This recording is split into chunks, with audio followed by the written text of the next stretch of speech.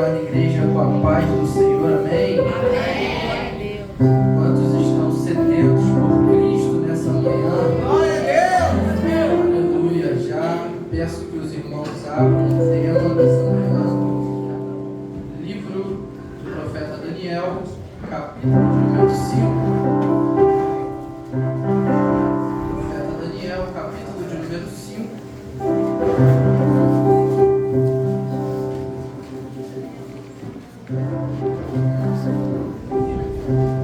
Versículo de número 25.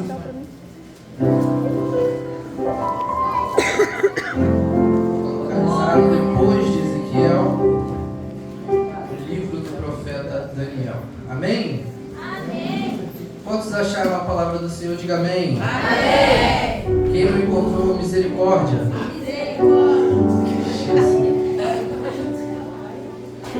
Amém. Daniel, capítulo de número 5, versículo de número 25. A palavra do Senhor vai nos dizer assim: esta, pois, é a escritura que se escreveu, Mene, Mene, Tekel e Parsim. Esta é a interpretação daquilo. Mene, contou Deus o teu reino e o acabou. Tekel, pesado foste na balança e foste achado em falta. Feliz dividido foi o teu reino e deu-se aos persas. Amém? Vamos estar rapidamente também vendo o primeiro versículo do livro de Daniel, capítulo de número 1, versículo de número 1. Só virar duas folhas para trás. No ano do terceiro reinado de Joaquim, rei de Judá, veio Nabucodonosor, rei da Babilônia, a Jerusalém e a sitiou. E o Senhor entregou nas suas mãos a Joaquim. Somente até aqui você pode tomar o seu assento.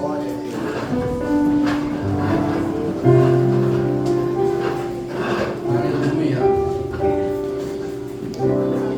Antes de estarmos evidentemente entrando na mensagem em si, que foi proposta nessa manhã, que foi o livro de Daniel, capítulo de número 5, é necessário que nós tenhamos uma contextualização histórica para chegarmos até lá, porque o capítulo de número 5 já é um momento onde Belsazar já está perdendo o seu reinado. Então já é um momento onde Nabucodonosor já se foi, e já é outro momento da história, mas é interessante nós voltarmos um pouco para podermos avançar. É o que a gente diz de dar um passo para trás para darmos dois para frente. No capítulo de número 1, versículo de número 1, começa a história de Daniel. Era um tempo onde haviam reinados. Se imagina como se fosse um rei para cada terra. Então cada terra tinha um rei diferente. E assim não era diferente em Jerusalém, que tinha Joaquim como seu rei. No terceiro ano do seu reinado, Joaquim reinava. E Jerusalém, como muitos sabem, é o berço de Deus, vamos dizer assim. É o local onde a gente pode observar de maior forma a presença de Deus. Tanto é que nos dias de hoje, as três maiores religiões monoteístas se encontram em Jerusalém. Amém? Então Jerusalém tinha um peso importante na história. E a Bíblia vai dizer que Nabucodonosor, rei da Babilônia, a Babilônia que antigamente era conhecida como seu grande reinado, que era conhecida como uma terra onde se tinha grande poder aquisitivo, onde se tinha um comércio muito grande, onde se tinha os maiores sábios. Então imagina que hoje em dia poderia se comparar aos poucos com os Estados Unidos. Era uma terra onde era uma grande potência e onde a maioria dos grandes sábios eram recrutados para desenvolver a ciência, a engenharia, as tecnologias da época. Então, a Babilônia era conhecida por todo o seu poderio. Só que é importante nós entendermos que o motivo desse poderio todo é realmente esse daqui, do qual acabamos de ler. É que Nabucodonosor, rei da Babilônia, quando ele adentrava alguma terra, ele observava aquilo que tinha valor. E ele falava, isso daqui eu posso trazer para cá? Se isso daqui tem algum valor, se tem alguma forma de adentrar o meu território e trazer mais poderio ofensivo, eu vou trazer para minha terra. Então Nabucodonosor observa que Jerusalém é uma oportunidade de trazer algo diferente para a Babilônia. Então é interessante porque a Bíblia vai dizer no versículo de número 2 que o Senhor entregou nas suas mãos a Joaquim, nas mãos de Nabucodonosor. Então aqui nesse primeiro momento é importante entendermos uma coisa: a permissão de Deus. Repita comigo: a permissão de Deus. A permissão de Deus. Amém. Deus permite que Nabucodonosor adentre a Jerusalém. Então imagina que ele entra em Jerusalém e ele começa a observar o que ele pode trazer de diferente para Jerusalém. O que ele poderia pegar de diferente que tinha em Jerusalém? Porque a Babilônia já tinha tudo da época. Tinha a ciência mais forte, tinha o poder aquisitivo, o dinheiro mais forte, tinha tudo. Então Nabucodonosor adentra Jerusalém e a Bíblia vai nos relatar que ele pega duas coisas. A primeira coisa são os utensílios da casa de Deus. A Bíblia vai dizer que Nabucodonosor pega duas coisas de Jerusalém. E assim que ele adentra, ele observa que a primeira coisa que ele pega são os utensílios da casa de Deus. E o que me chama muita atenção é que ele poderia pegar qualquer coisa, mas a Bíblia deixa explícito que a primeira coisa que ele pega são os utensílios da casa de Deus. Meu Deus! E aqui a gente entra na mensagem. O que simbolizavam os utensílios da casa de Deus? Era como se fosse covas, pratos, enfim, que tinham ouro, prata, mas que tinham a presença do Deus Altíssimo. E a Bíblia vai nos deixar claro que ele pega aquele utensílio e leva para a Babilônia, mas a Bíblia deixa claro que ele pega só uma parte. Se aquilo tinha algum valor, por que ele não levou tudo de uma vez? Por que ele não pegou tudo aquilo que tinha em Jerusalém e levou para a Babilônia para ter aquele valor todo? Porque a Bíblia vai dizer que Deus só permitiu uma parte. Ou seja, meus irmãos, eu vou trazer para os dias de hoje. Deus não permite que o inimigo tome um pedacinho a mais que ele não deixa.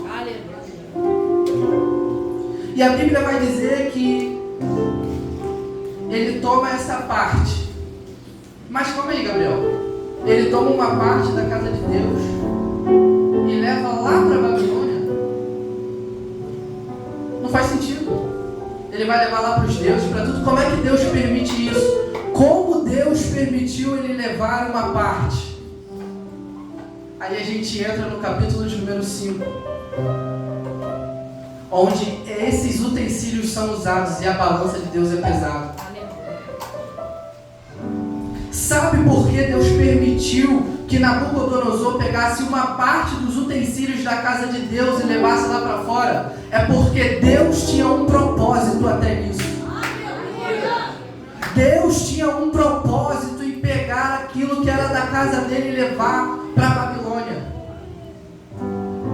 Até quando Deus te coloca lá no meio da Babilônia, Ele tem um propósito contigo. Não importa onde seja a sua Babilônia, Deus me enviou aqui nessa manhã para te dizer: Ele tem um propósito contigo. Talvez você esteja reclamando, você entrou aqui indagando: Deus, mas por que eu estou nesse local? Por que eu estou nessa situação? E Deus está falando contigo: eu permito porque eu tenho um propósito. E a Bíblia vai dizer também que não só pegou os utensílios, como Ele também separou os jovens. Jovens como nós nessa manhã, amém? E no versículo 4 vai dizer: jovem que não houvesse defeito algum, formosos de aparência, instruídos em toda a sabedoria, sábios em ciência, entendidos no conhecimento, e que tivessem habilidade para viver no palácio do rei, a fim de que fossem ensinados nas letras e nas línguas dos caldeus. Ou seja, não foi qualquer jovem, que Deus permitiu que fosse levado para viver um propósito diferente. Ou seja, não foi qualquer um que foi levado. Só que o que me chama a atenção é que nessas 5 características dos jovens que foram selecionados para viver um propósito com Deus na Babilônia, é que 2 delas a gente não pode mexer. Que não houvesse defeito algum. Se a gente levar em consideração a capacidade física, a gente não escolhe se a gente tem alguma deficiência ou alguma coisa. Deus escolhe por nós, vamos dizer assim. Formosos de aparência, a gente não pode escolher nascer bonito. Apesar que tem alguns que têm uma tendência muito forte. Um deles está no meio da igreja, no famoso diabo no Romário, aleluia. Glória. E a outra está aqui na frente, mas deixa quieto. Outro fato é que eles seriam de toda a sabedoria, toda a ciência, e que eles tivessem a habilidade de viver em palácio. Aí eu te pergunto, a habilidade de viver em palácio, ter estudado, ter uma ciência, uma inteligência, isso é Deus que tem que fazer pra gente ou a gente faz antes? A gente faz antes, exato. Há uma preparação antes de, evidentemente, ser chamado. Porque as 2 primeiras características e a terceira a gente pode até dizer que Deus nos dá, Deus nos escolhe antes. Mas nós precisamos nos preparar para ser aleluia!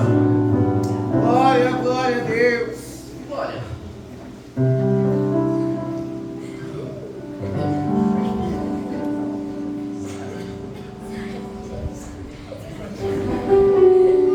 Misericórdia, aleluia, vamos lá. Glória a Deus! O interessante é que esses 2 fatores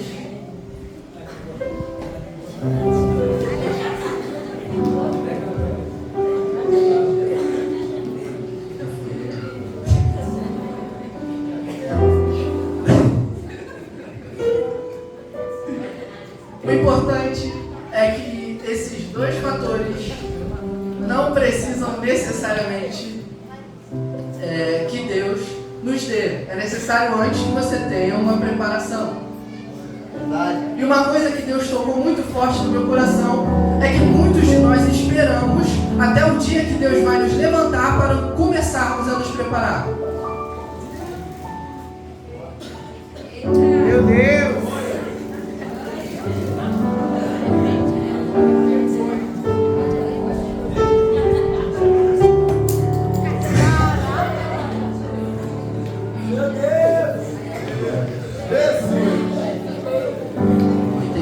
Deus está falando com a gente aqui. Ficar atento, vamos ficar ligado, hein? Então, Deus instruiu aquelas 5 características para os jovens, mas 2 delas eram necessárias que houvesse uma preparação. E um ponto importante é que muitas das vezes nós achamos que a preparação é somente quando Deus nos chama. Só que a preparação é antes. Aleluia!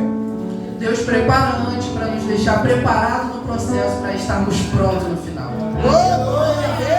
Deus chama-nos, mas é necessário que nós estejamos firmes e constantes, presentes naquilo que Deus nos chama. Deus nos chama, mas antes nós precisamos escolher a Deus, porque Deus nos escolheu antes. Por isso, as características, as 3 primeiras, foi Deus que escolheu. Só que é necessário que nós estejamos aptos, nós estejamos preparados. A gente costuma reclamar de tanta coisa. A gente reclama e fala de Deus, fala que nós não somos preparados, isso é Deus, só que a gente não se prepara. Deus, Ele pode sim nos preparar em grande parte na caminhada, mas é necessário que nós estejamos firmes e constantes, até mesmo antes, durante e depois. Glória! Oh, Deus maravilhoso! E a gente vamos caminhando, vamos para o capítulo número 2. Em determinada situação, Nabucodonosor teve um sonho que o deixou apavorizado, assustado, com medo, amedrontado. E O que me chama a atenção é que a Babilônia era o berço de toda a sabedoria humana, ou de grande parte dela, de ciência, tecnologia, tudo. E ele chama aqueles sábios, astrólogos de todas as ciências e pede para dizer qual foi esse sonho, interpretá-lo. E a Bíblia vai dizer que nenhum deles sabia o que ele sonhou. Eles chegavam diante do rei e não sabiam nem mesmo o que ele sonhou. O rei queria que eles adivinhassem, só que eles não souberam. Então Deus fez um decreto que matasse todos os sábios, todos os astrólogos, todos de todas as ciências. E esse decreto ele vai chegar na porta de Daniel. E a Bíblia vai nos relatar que Daniel, naquela situação, ele olha para aquilo e ele, sem mesmo ter consciência de nada, sem ter feito nada, ele recebe na sua porta um decreto de morte. Meu Deus! Só que uma coisa me chama a atenção, é que quando ele recebe aquele decreto de morte, ele não se entrega à morte, porque ele sabia que o que estava dentro dele tinha vida. Quando ele recebe aquele decreto de morte, ele não se entrega. Eita glória! Ele fala, vocês têm tudo, só que tem uma coisa que vocês não têm: o Espírito de Deus. Oh, glória a Deus! Vocês podem ser doutores em todas as ciências possíveis, só que para essa instrução, somente Deus vai me revelar. E ele pede mais tempo, e ele pede para Sadraque, Mesaque e Abednego orarem, pedindo misericórdia a Deus, que não fossem mortos. E a Bíblia vai dizer que Daniel conseguiu, Deus o revelou o sonho do rei. Então, um decreto que até a noite anterior era considerado um decreto de morte, em questão de tempos, virou um decreto de vida. E não só virou um decreto de vida, como o promoveu a um cargo maior. Eita Deus, tremendo! Talvez Deus tenha te colocado um decreto de morte na sua porta. Mas eu vim nessa manhã para declarar para você: esse decreto de morte não vai te matar, mas ele vai te promover para o próximo ano. Deus poderoso! Oh, glória! Santo, santo, santo, santo! Glória a Deus.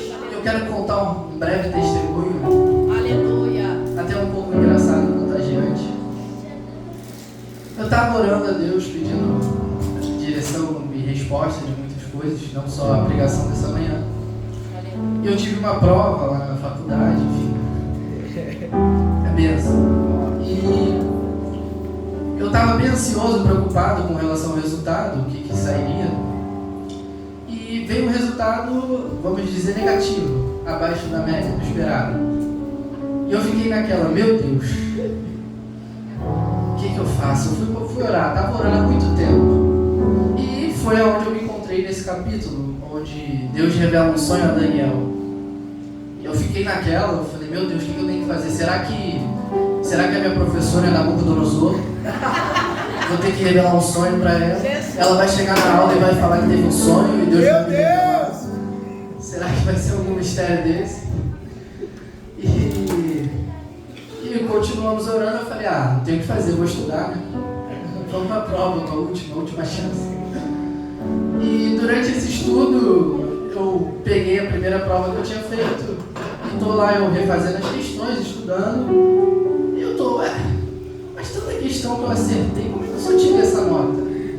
E a professora, ela esqueceu de corrigir a última página. Meu Deus! Tinha mais nota para ele. E o mais engraçado é que a média era 7 para passar. E com a pontuação que faltava, a média que ficava era 7. 7 gravado, não era um décimo a mais nem um décimo a menos. Glória a Deus. Deus sabe de todas as coisas. Aleluia. E o mais engraçado é que eu não sei se ela vai reconsiderar isso ou se não vai, mas eu sei que eu estou preparado e que Deus está comigo. Aleluia. Aleluia. Aleluia. E é muito engraçado que quando nós entregamos na mão do Senhor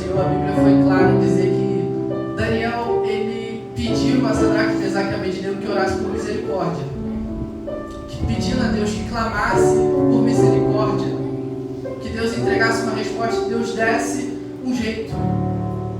E quando nós entregamos na mão do Senhor, é interessante que Ele faz por nós.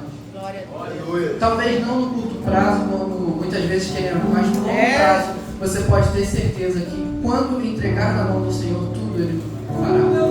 Glória. E a Bíblia vai dizer mais à frente, a gente já vai caminhando para o fim, que Nabucodonosor decide fazer uma grande estátua. E essa estátua seria para quê? Para que os jovens e todas as pessoas se prostrassem diante do rei e de certa forma adorassem a outros deuses. E como sabemos, Sadraque, Mesaque e Abednego, ele decidiu não se prostrar. E aí eu volto para a pergunta da Regina. Você vai se prostrar? Meu Deus. Meu Deus, aleluia. Se a Babilônia levantar uma estátua, você vai lembrar que você foi chamado por Deus lá no início? Meu Ou você vai ser- Rei da glória. O interessante é que Sadraque, Mesaque e Abednego não se prostraram. E você acha que foi bonitinho depois? Eles receberam um galardão maravilhoso, um presente maravilhoso? Não. Eles novamente receberam um decreto de morte. E o que mais me chama a atenção é que mais uma vez o decreto de morte vira uma promoção de Deus. Deus é especialista em mudar decretos de morte. Decretos de vida. Quando tudo acaba, para criar um decreto de vida, para ele te transformar. Esse decreto não vai te matar, ele vai te promover.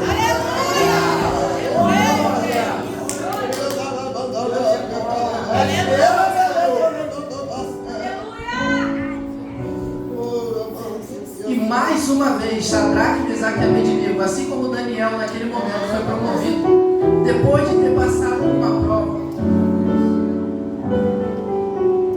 Fique tranquilo, irmão, fique tranquilo, irmão. Essa prova que eu e você estamos passando não é para o nosso fim.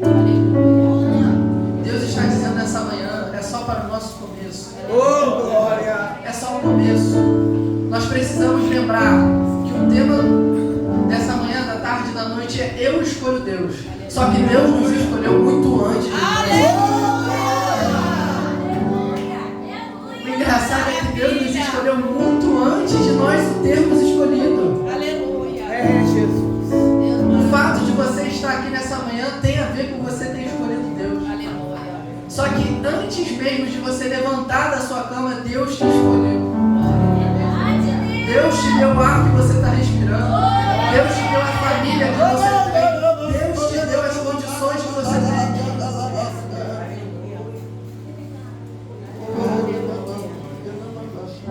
E a gente vai caminhando agora para o tema principal da mensagem.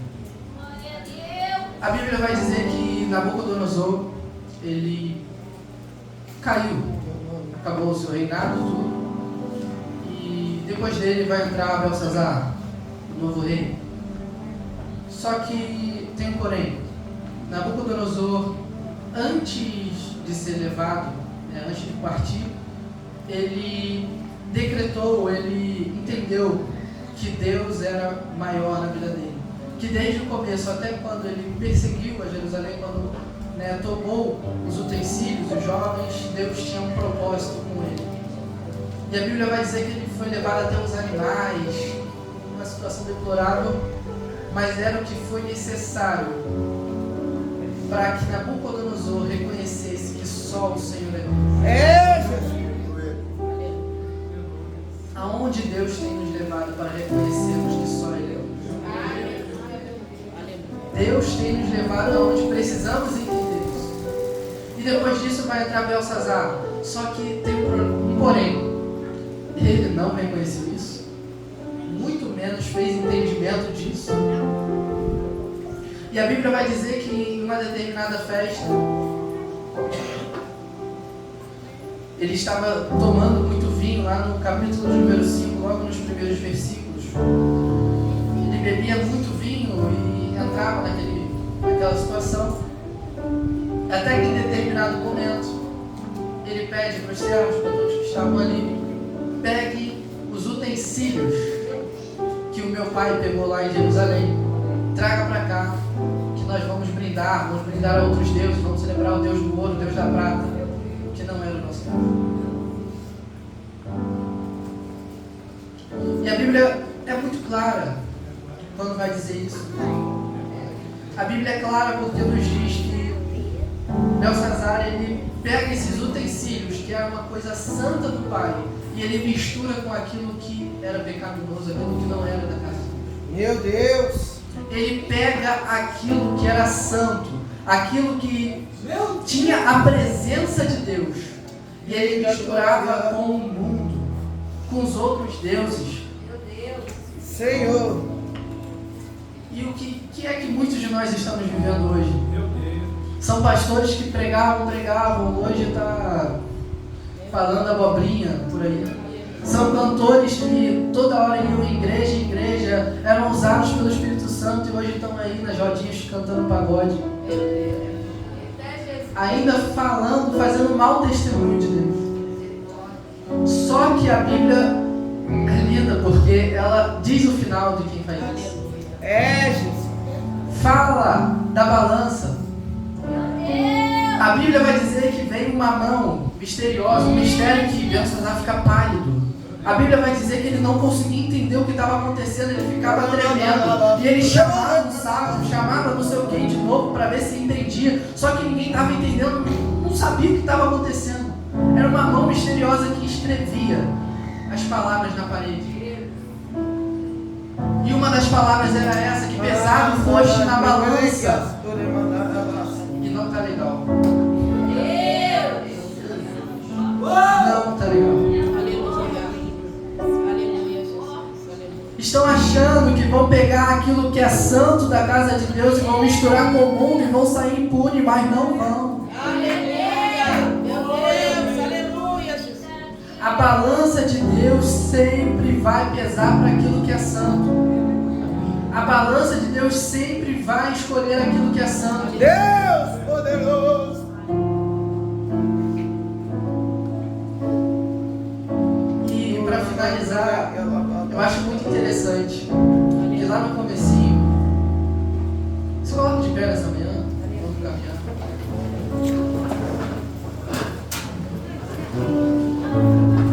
Lá no começo da mensagem eu falei que o muito engraçado foi que na Nabucodonosor, lá no comecinho, ele pegou alguns utensílios da casa de Deus, como já falamos. E uma parte desses utensílios que naquele momento não tinha significado, a permissão de Deus para aquilo. Até porque ele levaria algo que era santo para algo que era pagão. Só que lá no capítulo de número 5, nós entendemos o motivo disso. Então se confirma aquilo que já havíamos falado lá no comecinho. As permissões de Deus têm um propósito nas nossas vidas.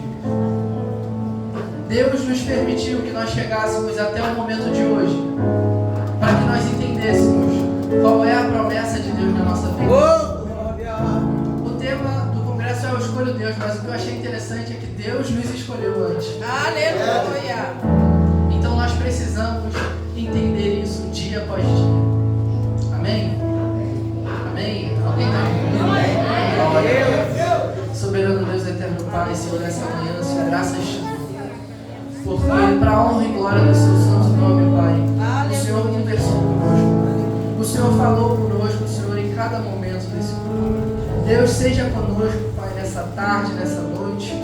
Deus, em nome de Jesus, continue abençoando, Senhor, esse povo, essa casa de oração que o Senhor tem escolhido, Senhor, como uma casa em que o Senhor tem posto coisas santas. Deus, em nome de Jesus, Senhor, continue nos abençoando, Senhor. Deus, em nome de Jesus, Senhor, abre os nossos olhos, Senhor, tanto os físicos como os espirituais,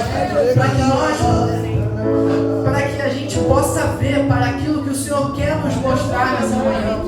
Deus Santo e Deus querido, Senhor, nos escolha a cada manhã, Senhor, e faça com que a gente te escolha, Senhor, todos os dias da nossa vida. Senhor, muito obrigado por essa oportunidade, Senhor, e assim eu agradeço, em nome de Jesus.